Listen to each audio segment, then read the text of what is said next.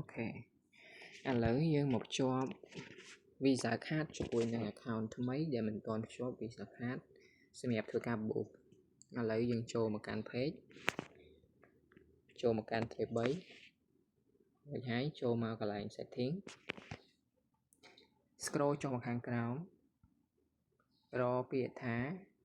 ADS payment បន្ទាប់មកកន្លែងនេះគឺអត់ទាន់មានការ add Visa Card ទេអញ្ចឹងយើងចុច add payment mode មកកន្លែងនេះយើង select country region អញ្ចឹងយើងនៅកម្ពុជាយើងដាក់ថា Cambodia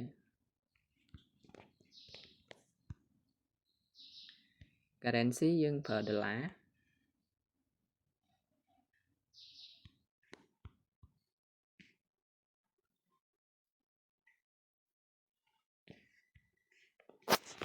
កន្លែងនេះយើងប្រើ time zone របស់បាងកកដែរ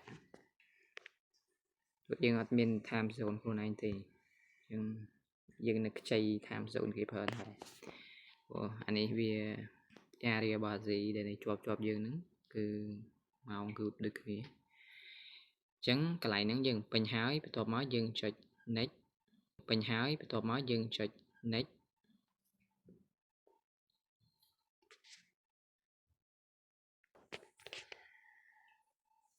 internet slow នៅខាងខ្ញុំអញ្ចឹងយើងជ្រើសរើសយក debit មក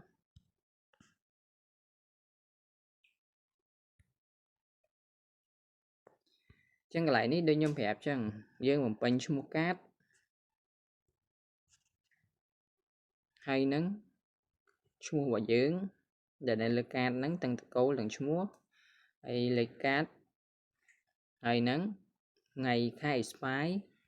ជាមួយនឹងលេខ CVV ចឹងឥឡូវខ្ញុំសុំជាប់សិន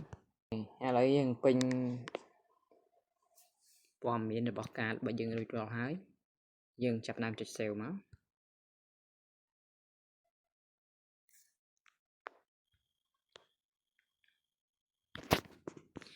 ចឹងកន្លែងនេះភ្ជាប់ជោគជ័យហើយ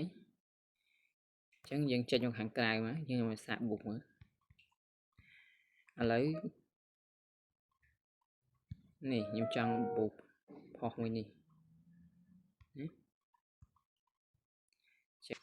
ចឹងកន្លែងនេះ promote post ឬមួយក៏ book post អញ្ចឹងមកយើងចុចមកចុចទៅលើ promote post ហ្នឹងមកអញ្ចឹងចូលមកដល់ខាងក្នុងនេះគឺវាអត់មានដូចជាធម្មតាទេដូចដែលវីដេអូមុនខ្ញុំធ្វើប្រាប់អញ្ចឹងណាអញ្ចឹងកន្លែងនេះយើងពេញព័ត៌មានអីផ្សេងមក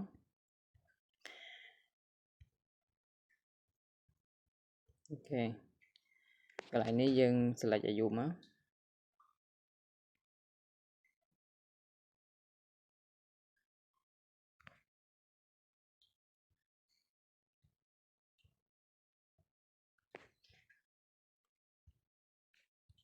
location ដាក់ Cambodia មក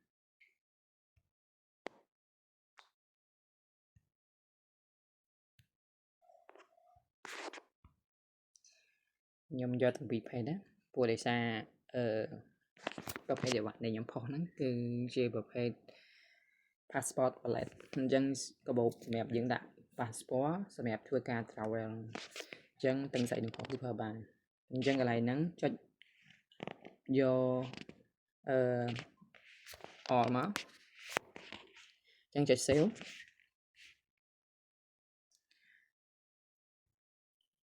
ចូលមកខាងក្រោមអញ្ចឹងកន្លែងនេះ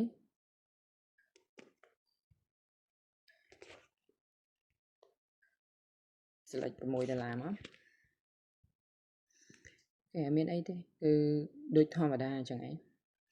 ដោយសារ page របស់ខ្ញុំមានដាក់ time business អញ្ចឹងគឺវាបើកកន្លែង function នេះខ្ញុំណាអូខេអញ្ចឹងបន្ទាប់មកចូលមកដល់ខាងក្នុងនេះគេឲ្យយើង start authenticator នេះយើងចុចលើនឹងមកព្រោះនេះវាជា account ថ្មី dương ở toàn miền ca setup chẳng cứ biết thầy tiêm ti hình tròn tích KX 4 7 2pm chẳng dương đã lấy tôi xàm á xong cài mối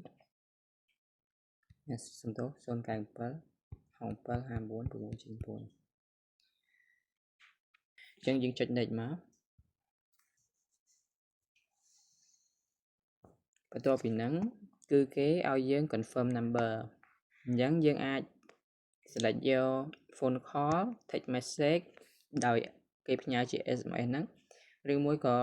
តាមរយៈ WhatsApp message អញ្ចឹងខ្ញុំសុំយក SMS ណាចុចនេះអូខេអញ្ចឹងរងចាំលេខកូដដែលគេផ្ញើមកហើយអូខេនេះលេខកូដ Facebook ផ្ញើមកណាអញ្ចឹង copy មកយកមកផាសក្នុងនេះមកបន្តទៅទៀតយើងចុច submit អូខេ done រួចរាល់ហើយអញ្ចឹងយើងអាចធ្វើការបូសបានហើយអញ្ចឹងយើងចុច boost now មក boost post now មក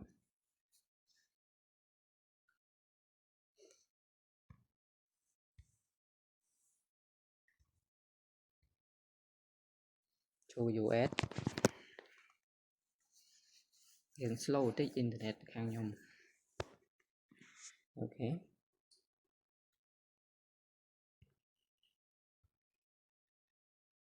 អញ្ចឹងហើយរួចរាល់ហើយការបូស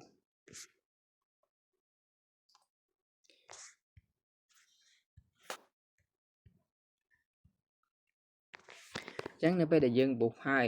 វា load ចេញអញ្ចឹងនេះចេញបូស again ហ្នឹងអញ្ចឹងន័យថាបើសិនយើងចង់បូសម្ដងទៀតក៏បានដែរអញ្ចឹងអានេះគឺរួចរាល់ហើយ